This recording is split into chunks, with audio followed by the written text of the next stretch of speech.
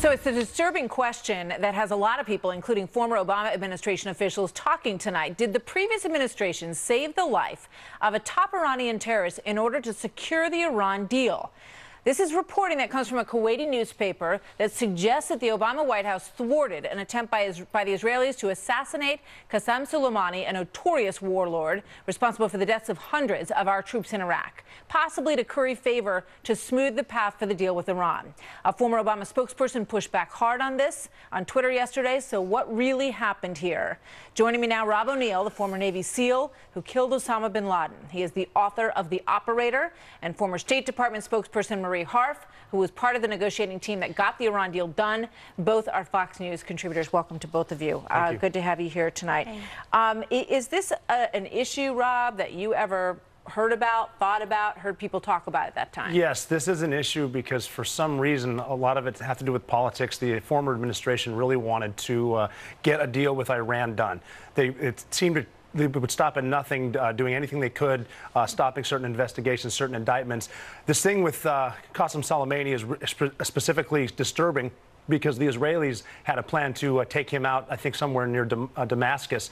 And apparently they were tipped off. It's been reported by this Iranian newspaper. I talked to some of my friends in Washington and in Virginia today, and they said, yeah, that's exactly what happened. And if they're willing to protect the guy that's been referred to as the Iranian Osama bin Laden simply to get a really bad nuclear deal done with just for the sake of getting a deal done, not a great deal. If it's true, which it will come out that it is, yeah, I'm disturbed by it. All right. Rob and others say that they have heard that this was the case, Marie.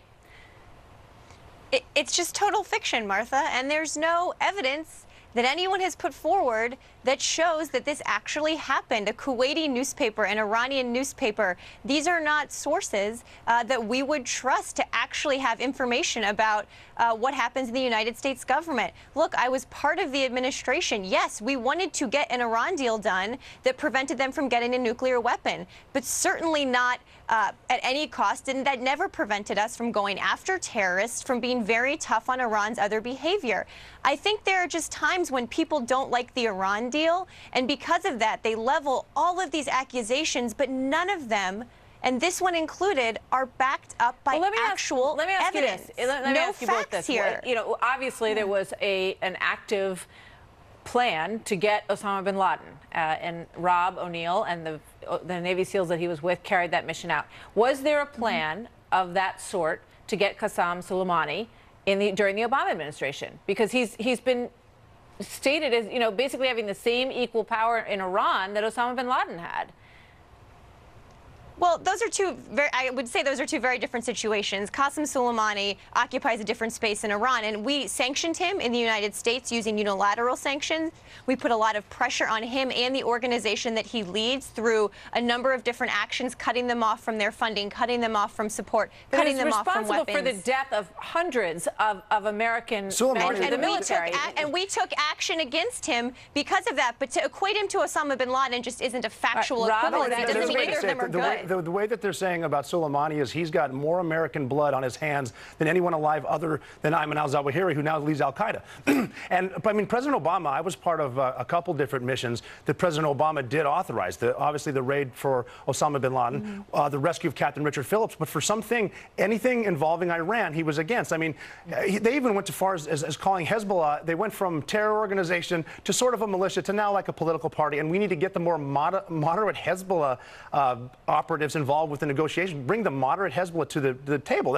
There's something there with the Iran thing, with literally flying in, what was it, $1.7 billion in cash overnight, cold hard cash to release 4 hostages. I mean, there's just shady stuff with Iran, and we're going to find out. Congress is going to find this out. We'll continue to stay on top of it, Marie. Thank you. Hezbollah continued to be designated. Hezbollah was designated the entire time. It remains that way. We never took them off of that list. That's just not true. Marie, thank you very much. Rob, thank you as well. Joining me now, Fred Fleitz, a former CIA analyst who worked on the Iran nuclear program for 20 years. He's now Senior Vice President of the Center for Policy Security. Fred, you're listening to the conversation here. What's your take? Well, Martha, look, I think the president made the wrong decision, but maybe this decision wasn't as bad as people think. The nuclear deal is very weak. Iran's behavior got worse. It squandered sanctions relief on terrorism, military spending. The fixes proposed that Congress is putting forward, I think, are very weak and will not fix the deal. And I don't think they're going to be approved by Congress or Europe. But Here's something, I'm going to break some news here. This is based on a friend of mine who met with the president in December. The president told my friend when he decertified the deal in October, he never thought Congress would fix it. And I don't think he thinks Congress will ever fix it. So you might ask, why did the president do what he did today? Here's the second thing my friend was told. North Korea is the president's priority. He does not want both situations to blow up simultaneously. I think that makes a lot of sense, and it makes me feel better about a decision that on the face of it looks very bad. And let me make one final point. I think there are senior officials who are leaving this government over the next 120 days. I think one will be Rex Tillerson, one may be H.R. McMaster, and the president is going to need people who support his Iran policy, hopefully Ambassador John Bolton as National Security Advisor, to get us out of the deal. So I think that may help us explain what seems to be an inexplicable decision why the president would extend this terrible Iran deal again. Well, I mean, that's a fascinating development, if that's the reasoning. He did make it clear that he didn't think he would do it again unless things changed. But it doesn't, as you say, indicate that the Europeans have made any change. The Europeans haven't taken the protests in the street seriously in Iran at all. That's right. You know, so what's going to change in the next 120 days? The president really has laid down a marker that he's going to have to stick to if nothing else changes on the ground. I think he's going to get out. Europe's not going to change its view. Iran's not going to change its view. Look, in Congress, there's people who want to protect the Iran deal, and there's Republicans who want to kill it. There's no way Congress is going to pass anything. I think the president intends to get out, just not right now. And you think McMaster and Tillerson are gone in what time frame?